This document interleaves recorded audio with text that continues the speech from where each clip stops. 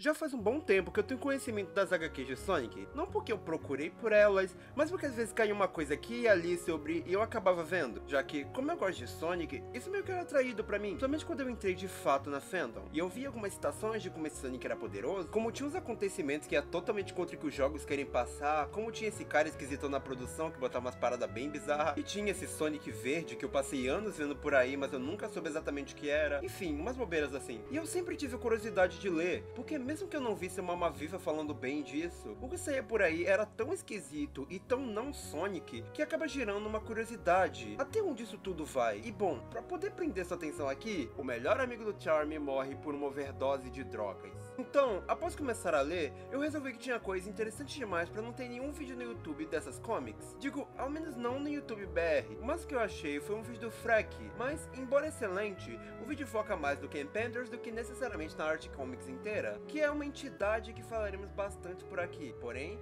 o meu foco é fazer um apanhado das coisas da Art Comics explorando as temporadas dela. Isso não é um vídeo de resumo onde você vai saber tudo dessas HQs. Na verdade, é muito mais uma análise em que eu vou dar sim um certo contexto sobre o que eu tô falando, mas não necessariamente dizer tudo ponto a ponto. Com isso explicado, tem mais uma coisa que eu tenho que dizer. Eu não sei se isso é algo presente na publicação original dos quadrinhos, mas no site que eu li, que eu não vou falar porque eu não sei o alcance que esse vídeo vai ter e isso pode fazê-lo cair, eles separam as partes da Arc Comics por temporada. Sendo oficial ou não, eu vou utilizar essa separação para deixar mais fácil falar de cada fase dela. E por último, mas não menos importante, eu vou deliberadamente pular a primeira temporada. E antes que alguém fique bravo comigo, eu sei que essa temporada tem sim alguns pontos importantes, mas ela em si é no geral bem chata e não tem muito por que eu focar nela porque não tem tantos acontecimentos interessantes. Porém, eu vou puxar umas informações aqui e ali com o passar do vídeo para dar contexto. E bom, com tudo isso dado, vamos começar a falar das Art Comics de Sonic the Hedgehog.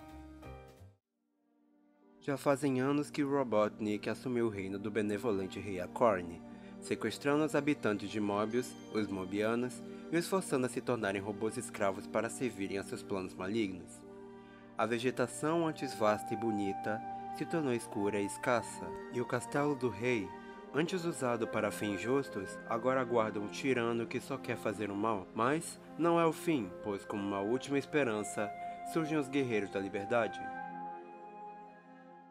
Vamos tirar esse cavalo da sala. Sim, essas HQs pegam elementos de Sonic 7am. Se você nunca as leu, talvez isso soe estranho, mas isso se deve muito porque essas HQs são levadas na visão americana do Sonic, e o que estava saindo na época era o Sonic 7am. Porém, na primeira temporada, ele também pegava elementos das aventuras de Sonic, aquele que é mais bobalhão e etc. Mas, mesmo ela, já tinha elementos do 7am, como o Robotnik ter dominado o reino, a Sally que tinha um visual diferente, porém tava lá, coisas que existiam porque o que tava em exibição era o 7am. Mas, embora ele pegue esses conceitos e os personagens, isso não é uma continuação daquele desenho e nem mesmo tem o mesmo tom. Na verdade, eu diria que embora a animação seja em teoria mais sombria pelo seu visual, ela é bem mais infantil do que o que a Arc acaba por se tornar poucos anos depois. Mas, vai ter os momentos que eu vou usar umas cenas do 7am pra me apoiar na edição.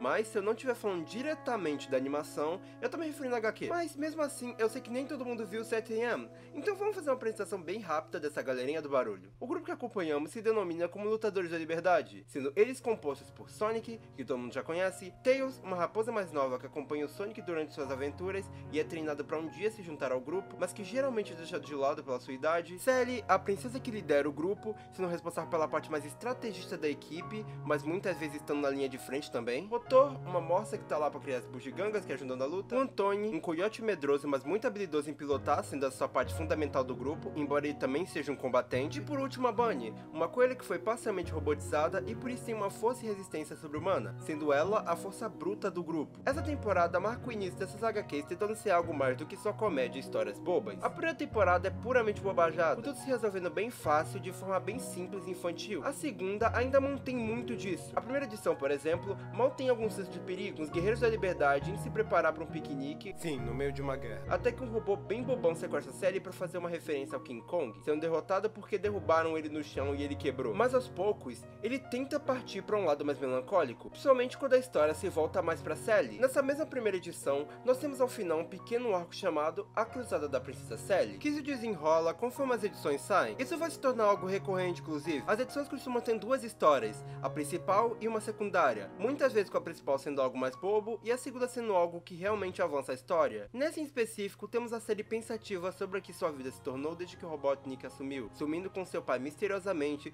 e destruindo a paz e a vida tranquila que ela tinha. E ela até chora, quase implorando para que tivesse sua vida de volta. E na segunda parte, isso é levado bem mais acima, com a série perdendo a sua professora, a pessoa que lhe ensinou tudo para que ela pudesse ser futuramente a rainha, e no momento atual, a líder dos lutadores da liberdade. Em seus momentos finais, ela relembra tudo o que fez com Sally e do orgulho que ela tinha, querendo que antes de ir, Sally mostrasse seu crescimento vencendo um desafio que antes não conseguiu, pegar uma noz da mão dela, e a Sally consegue, e então que o adeus é dado, e Sally triste sai pra chorar. Quando isso acontece, Sonic aparece pra poder consolar ela, tendo um diálogo bem bonitinho entre os dois. Mas essas coisas são ainda bem ocasionais, com as histórias sendo na maioria só aventuras bem bobas e no geral episódicas, tipo Sonic e a Sally inventando um casamento e o Tails inventando uma história de como ele venceu o Robotnik pra umas crianças. Outra coisa que muda aqui é que agora tem ação de fato, não uma boa ação, mas tem ação. Agora golpes são dados até em quem não é robô, uma mudança que agora não importa tanto, mas futuramente vai fazer diferença. Com isso, nós temos mais algumas edições bobinhas, até a 20, que é quando as coisas ficam mais interessantes. Ao final dela, assim como na primeira edição, temos uma outra história da Sally, e eu quero focar nela aqui por dois motivos. O primeiro é para destacar que a Sally é uma personagem feminina muito interessante e forte a maior parte do tempo, e aqui nós vemos ela destruindo sozinha uma das bases do Robotnik, conseguindo se virar sem o guerreiro mais forte da liberdade, o Sonic. E o outro motivo é porque aqui marca uma das primeiras coisas esquisitas das Arcs,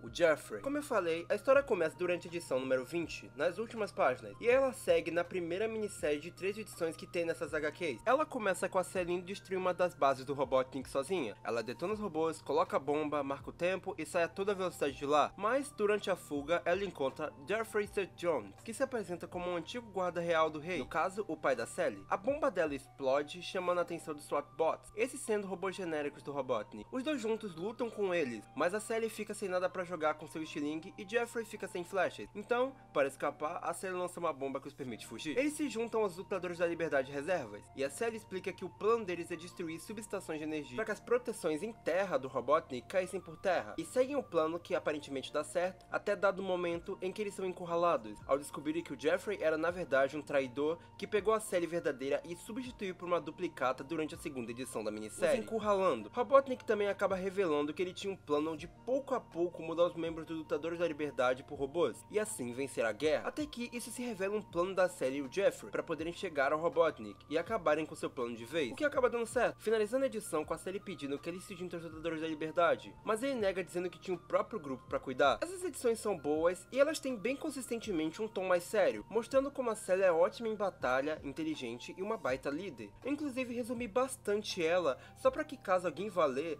tenha uma experiência não tão prejudicada. Além de não estender muito aqui, a questão que eu tinha levantado anteriormente sobre o Jeffrey é, como eu falei, o mesmo se apresenta como um dos últimos restantes da última guarda real do rei. Guarda real essa que existia quando a Sally era mais nova. A Sally tem entre 15 e 16 anos, enquanto o Jeffrey tem 20. E além desse esquisito ficar rondando a Sally com objetivos românticos, ele beija ela mais de uma vez. E eles escrevem a Sally começando a gostar dele também, ficando entre ele e o Sonic. Que? Se a gente for ignorar a diferença de idade, que eu sei que tem esquisito que defende, esse cara é um baita de um desequilibrado. Pra começar, que ele fica boa parte da edição com birra de uma criança aleatória que faz parte dos Guerreiros da Liberdade, o Hamlin. Isso não porque o Hamlin fez algo. Na real, o Jeffrey chega até o Hamlin batendo nele com a justificativa de que achou que ele era um inimigo, o que sequer faz sentido. Ele não tava robotizado nem nada parecido. E além da série defender isso, ela aceita muito facilmente que ele siga com essa birra. Confia em mim, mais tarde eu vou ter mais motivo do porquê esse Jeffrey é um esquisitão. Mas eu queria apresentar a criatura. Saindo da Princesa Sally, acho que é um bom momento pra falar um pouco do protagonista, o Sonic. Se você assistiu o 7am, deve se lembrar que a personalidade do Sonic nessa série era bem aquela pegada de ser engraçadão, cheio de tiradinhas, mesmo que em momentos mais sérios, o que constantemente tirava os outros do sério. E o que o Sonic faz aqui é bem parecido. Ele tá sempre fazendo piada, se achando demais, querendo pagar de machão, mas mesmo com isso, assim como lá, no geral, ele costuma ser um personagem bem divertido, mesmo que ele não tenha nada a ver com a versão dos jogos, praticamente. E eles costumam fazer até que bom uso das habilidades dele por aqui. Mas também você entende porque muitas vezes a série e os outros têm vontade de jogar ele em Marte, porque o personagem é extremamente impulsivo. Um exemplo disso é na edição 20, sim, de novo, onde ele e a Sally invadem a base do Robotnik para destruir uma arma de antimatéria dele. Lá, eles encontram a tal arma, mas ela tá suspeitosamente sem guardas, sem proteção, sem nada. E a Sally diz que talvez eles deviam tomar cuidado porque aquilo parecia muito uma armadilha. Ainda assim, o Sonic vai até a máquina para destruí-la, e ele é capturado, e ele até consegue destruir a máquina sem querer no processo, mas isso resulta em uma explosão que faz a série ter certeza que o Sonic foi morto, o que não aconteceu. Mas tem toda essa trama do pessoal super triste com a partida dele, e tudo por causa dessa impulsividade besta dele. A questão é que essa impulsividade dele se torna bem irritante em vários momentos, algo que, novamente, nós veremos mais depois, principalmente com o personagem vermelho esquentadinho. E falando nele, ele é um personagem que vai ser muito recorrente durante essas análises, e nessa temporada a gente já tem muito do porquê isso vai acontecer. O Knuckles surge durante a edição 13, e ainda na primeira temporada, com ela sendo quase uma adaptação superficial do Sonic 3. O Sonic e o Tails chegam na ilha flutuante, e lá eles encontram o Knuckles, que foi enganado pelo Robotnik pra fazer ele achar que Sonic e Tails queriam pegar a Esmeralda do Caos. Um adendo, uma das coisas que rola nessa HQ é que às vezes ela vai totalmente de desencontro com o canônico dos jogos por diversas razões, e uma das mudanças que acontece aqui é sobre a Esmeralda. Por um tempo, nós não temos um equivalente da Esmeralda Mestre, o que sustenta a ilha é simplesmente uma Esmeralda comum. O conceito delas aqui na HQ é muito confuso. No Sonic 1, tinha todo aquele lance de que tinham 6 Esmeraldas do Caos, enquanto a partir do 2 se tornaram 7, fazendo referência a 7 esferas do dragão e etc. Mas, aqui nas HQs, eles resolveram ir pra um lado um pouco diferente. Tem mais do que 7 Esmeraldas nesse universo, tipo, muito mais. E além de tudo, por alguma razão, todas elas são verde.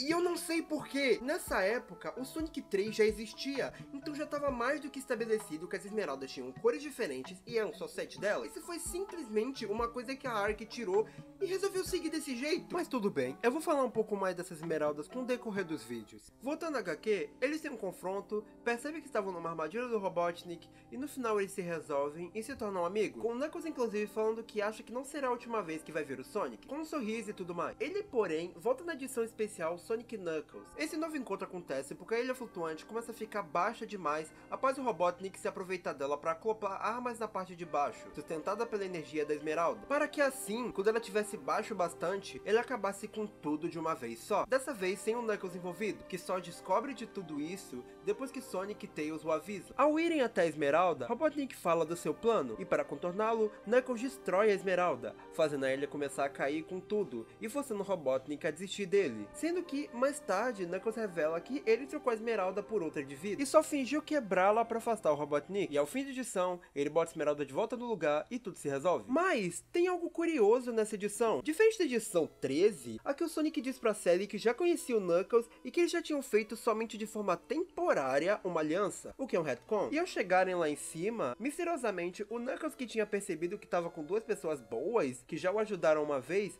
volta a ficar marrento e até mesmo luta com o Sonic sem nenhum motivo, se colocando em perigo pra isso. E daqui em diante, o Knuckles fica muito mais marrento e brigando sem motivo. Comentando com um amigo, ele sugeriu que provavelmente deram esse retcon porque queriam um rival pro Sonic, o que até que faz sentido, tendo em vista que ainda não tinha o Shadow pra cumprir esse papel. Mas é engraçado o malabarismo que fazem, ainda mais que ao fim dessa edição, parece que eles se resolvem mais uma vez, o que vamos ver que não é exatamente o que acontece. O fim dessa edição também marca o início das próprias histórias do Knuckles. Aqui a gente tem duas mini histórias dele. A primeira, que é dele perseguindo um intruso na ilha flutuante, que ele até acha ser o Sonic, o que faz ele ir até um ponto que ele desconhecia da ilha, onde ele enfrenta deslizamento e fica preso por um tempo, mas no final acaba se libertando e não encontra quem é que tava lá. E a segunda é dele ajudando uma criança perdida a encontrar a mãe durante um eclipse, o que me dá a oportunidade de puxar que, sim, nessa ilha tem diversos animais, ela é totalmente povoada, diferente do jogo, em que só temos o Knuckles por lá, então ele não fica só lá parado sobre a Esmeralda, ele é literalmente protetor de toda a ilha flutuante, e até de quem vive lá. Eu acho uma reinterpretação até que bem interessante, mas enfim, ele ajuda a criança e tudo se resolve. Uma coisa que era um dos problemas das séries animadas do Sonic, era que elas não utilizavam os personagens dos jogos nelas. Em As Aventuras de Sonic, isso já era bem compreensível, considerando que ele saiu em 1993, e mesmo que nessa época já existisse a Amy e o Metal, por exemplo, séries não são feitas e lançadas no mesmo ano, era tudo novo, então tudo bem, dá pra entender. Mas Sonic 7am e Sonic Underground praticamente negligenciavam completamente os jogos só porque sim. Nem 7am, acho que a única edição do jogo jogos é a integração dos Anéis do Poder. Ele não usa o Knuckles, as Esmeraldas, Super Sonic, a Amy, enfim. E o Underground seguia na mesma, com no máximo o Knuckles surgindo em um episódio, e é isso aí. As Ark, porém, não se limitavam com isso. Embora a prioridade seja a galera de 7AM, temos personagens dos jogos aqui, como a Amy e o Metal mesmo, que surge no capítulo 25, onde a Amy e o Tails são sequestrados, e então o Sonic tem que vencer uma corrida para libertá-lo. Além disso, a gente também tem as Esmeraldas, as Superformas e até mesmo adaptações dos jogos. Nessa temporada, além de Sonic e Knuckles, também adaptações de Sonic Triple Trouble e Knuckles Chaotic. Tem umas coisas bem interessantes nelas, inclusive. Indo para Triple Trouble, ou edição 28B, a história começa porque, ao tentar usar uma Esmeralda do Caos para energizar uma máquina, acontece uma sobrecarga, que divide a Esmeralda em duas e a joga para diferentes locais. Uma vai para próximo de Knot Hole e a outra vai para a Ilha Flutuante. A primeira acaba resultando na criação de uma nova zona. Sim, isso mesmo que você ouviu. Exatamente aquelas dos jogos. Aqui, elas são como dimensões paralelas, enquanto o outro pedaço começa a ir a toda velocidade até a Esmeralda Mestre lá na Ilha Flutuante. E se elas se chocarem, causaria um desequilíbrio de energia que é destruir toda a ilha de vez. Para recuperá-las, Robotnik contrata Neck the Weasel, que eu vou chamar de Fang pela comodidade. Ele até recupera a parte que o Sonic pega na zona, mas acaba sendo derrubado por Knuckles depois. Sonic e Knuckles pegam um pedaço com Fang e juntam ao outro, fazendo a Esmeralda sumir. Porém, o dia ainda assim ser salvo. Além dessa ideia das zonas, que aliás é apresentado pouco antes, temos também algumas outras coisas curiosas aqui. Para começar, que esse capítulo apresenta os antigos espíritos, entidades da cultura do Knuckles, que aqui são responsáveis para alertar a ele sobre o que estava acontecendo com as Esmeraldas. E outra é que novamente temos o Sonic e Knuckles sendo impulsivos e brigando porque um acha que é culpa do outro. A gente ainda vai ter muito disso. Sobre a adaptação no geral, ela é diferente, mas ainda assim bem parecida. Na história do jogo, o Eggman tinha as 6 esmeraldas em mãos, mas acaba se perdendo de forma semelhante a HQ. Sonic e Tails ficam sabendo e tentam coletar antes dele, mas então Eggman fala com Knuckles que Sonic pretende pegar as esmeraldas para dominar o mundo, fazendo com que ele tente pegar elas do Sonic. E o Fang aqui é só um caçador de recompensas que fica sabendo das esmeraldas e tenta as pegar também.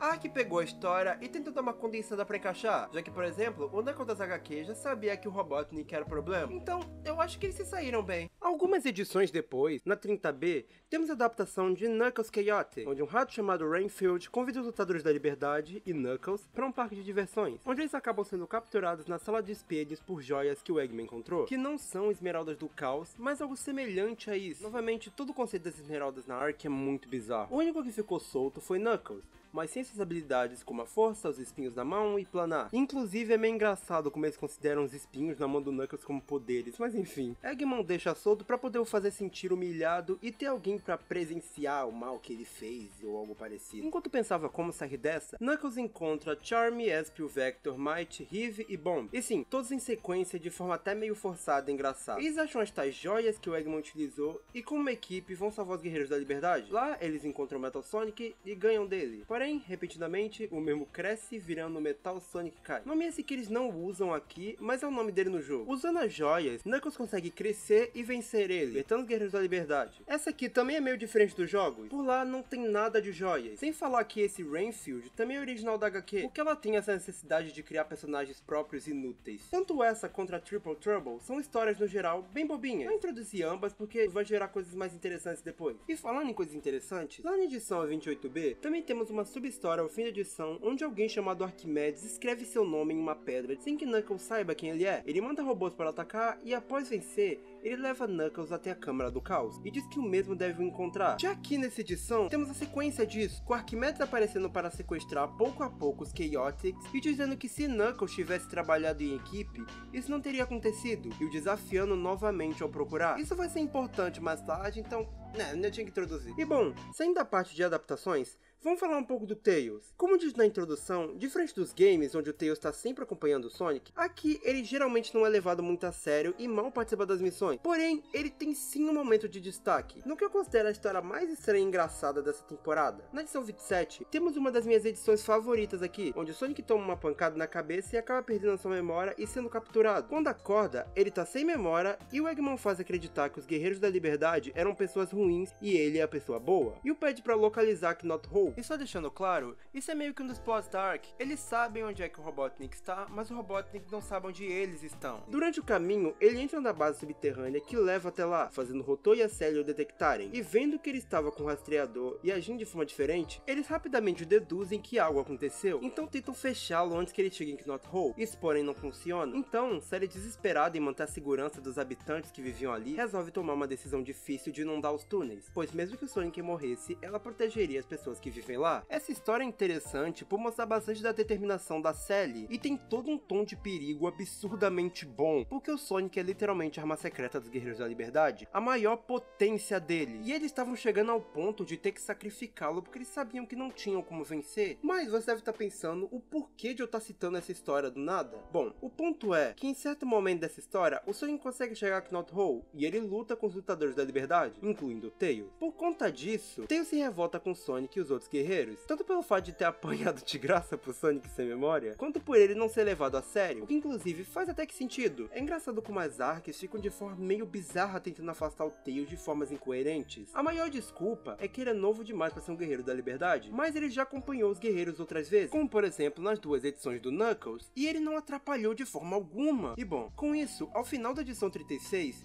ele usa de um presente da Sally, o Raposa do Mar, para se afastar dos Guerreiros da Liberdade. Porém, o Robotnik o vê e resolve bolar um plano. Ele atrai o Tails até uma ilha com um pedido de socorro proporcionado por essa personagem, a Fiona, e o Tails acaba se apaixonando por ela. Porém, ela se revela um robô do Robotnik e prende o Tails, no que é basicamente um mini robotizador. Tails consegue se libertar, fazendo a máquina pifar usando os pelos da sua cauda, e após isso, o mesmo estoura o Robotnik porrada. Até aí ok, é uma história bem normal. Até que acontece uma das falas mais hilárias do mundo. Você conseguiu, Robotnik! Como se não bastasse poluir o planeta e criar tramas maléficas contra mim e meus amigos. Dessa vez você roubou a minha inocência! Tails, calma, ele te enganou, beleza, realmente foi uma parada paia, mas só eu que acho muito estranho esse lance todo de tomou a minha inocência. É um exagero tão gigante. Eu gosto muito de drama, mas quando você aplica drama assim avulso de forma tão exagerada, fica só ridículo. Robotnik foge e Fiona acaba dando curta enquanto bate no Tails na água. Inclusive, é muito hilário que tem uma cena meio séria dele falando: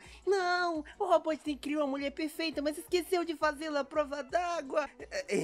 Tipo, é muito engraçado, porque depois a gente tem ele dizendo algo tipo: eu vou te deixar aqui pra marcar o fim da minha juventude, mas vou mandar ele consertar você. Ele nunca manda. A edição termina com Tails descobrindo que o Robotnik estava construindo uma base do outro lado de Mobius, e querendo mostrar que ele cresceu, ele vai resolver a situação dele sozinho, e a partir daí começa, entre aspas, um desenvolvimento que nos leva à minissérie do Tails. Até agora, o que eu fiz foi basicamente pegar essas partes interessantes da Arc e resumir elas pra depois falar o que eu acho, mas nesse caso, a real mesmo é que eu, um grandíssimo fã do Tails, quis cometer crimes contra a humanidade lendo essa minissérie, porque ela é ridícula, besta e forçada. Então eu vou fazer diferente. Vou só resumir o que rola aqui de forma ainda mais superficial para poder falar o que realmente tem um pouco de validade. Essa minissérie é basicamente o Tails indo supostamente acabar com o plano do Eggman sozinho. Bota muita ênfase no sozinho. Esse é o arco dele. Mas tudo que ele faz é apanhar e ser ajudado por outras pessoas. Basicamente não fazendo nada sozinho. E às vezes tendo uns ataques de esquizofrenia se imaginando como um Superman furry. Mas mesmo que o geral da história seja ruim, tem umas coisas interessantes e importantes por aqui. Por exemplo, em dado momento, o Tails vai parar em uma caverna após ter tomado a sua 30ª surra. E lá temos a introdução do Altair, o bisavô do Knuckles, que inclusive tem a melhor aparição de toda a Arc aqui mesmo. E também a volta dos antigos espíritos. E é dito que Tails era o escolhido que seria a voz dos antigos espíritos. Tails desacredita até que eles assumem o seu corpo, e conta ao Altair a história de como as esmeraldas mudaram o mundo e profetizaram que, em algum momento, alguém se juntará a elas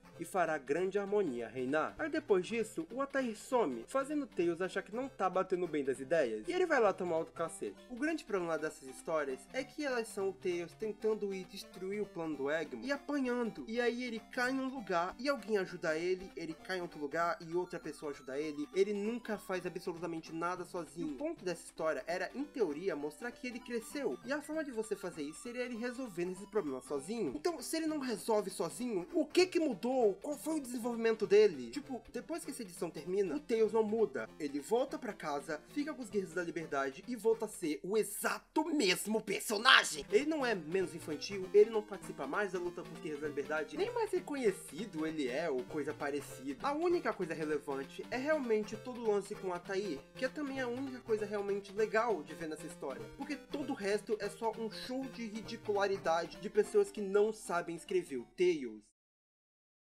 Mas bom, acho que no geral é isso. Inicialmente, esse vídeo teria muito mais coisa. Eu ia cobrir da 2ª temporada até a 5ª. Mas, por ter muita explicação envolvida nesse vídeo, muita coisa a ser falada, porque a segunda e terceira são enormes, eu acabei mantendo o vídeo de hoje só pra segunda temporada. E ainda assim, muita coisa foi deixada de fora, que eu vou acabar resgatando mais pra frente se for necessário. Porém, eu ainda pretendo em algum momento botar mais temporadas em vídeo. Agora que eu já expliquei muita coisa, deve ser mais fácil. Além de que, logo as temporadas ficam mais curtas, embora fiquem mais serializadas. Vai ser mais tranquilo. Se você gostou do vídeo e é novo aqui, por favor dá like e hype o vídeo com a funçãozinha nova do YouTube. Isso ajuda muito no engajamento, o que também vai fazer com que eu não desista dessa série. Obrigado mesmo a quem ficou, e você sabe, se inscreve. Enquanto eu editava o vídeo, eu percebi que na edição dos Chaotix, quando mostra todo mundo no parque, etc., dá pra ver a Amy e o Jeffrey ali atrás. E curiosamente, ele tá portando um ursinho de pelúcia que geralmente é dado pra crianças. Só eu não fico muito confortável com essa informação?